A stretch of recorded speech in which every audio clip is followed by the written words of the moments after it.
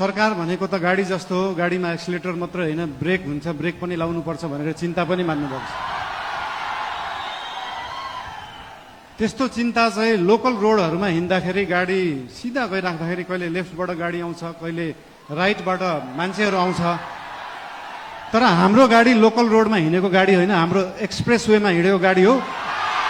गन्तव्यमा पुगेपछि मात्रै ब्रेक लाग्छ, गन्तव्यमा पुग्नुभन्दा अगाडि ब्रेक लाउन जरुरी हुँदैन। र हाम्रो गाडी अनियन्त्रित पनि छैन, वातावरण पनि मिलेर गएको छ।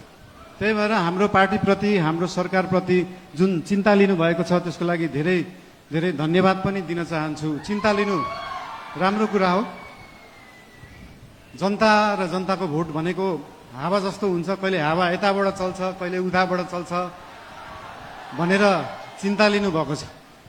हामीले कुनै हावा चलाएका छैनौँ, हामीले बाढी ल्याएर खोला फर्काएको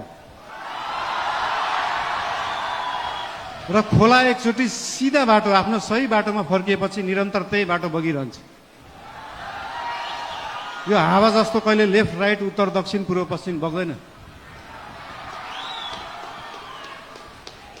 त्यही भएर चिन्ता लिनु हुनेहरूलाई धेरै धेरै धन्यवाद दिन चाहन्छु। यस्तै चिन्ता हामीलाई दिइराख्नु होला, हामीलाई मार्गदर्शन दिइराख्नु होला।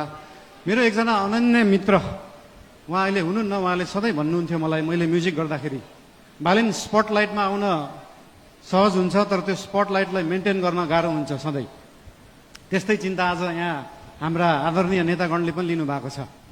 त्यो स्पटलाइटमा राष्ट्रिय स्वतन्त्र पार्टी आएको छ, 2 आएको छ, यो मेन्टेन गर्न गाह्रो हुन्छ। तर यहाँहरू सबैलाई म के भन्न चाहन्छु भने हामीले स्पटलाइटमा हामीले ल्याएको होइन, जनतालाई ल्याएको हो।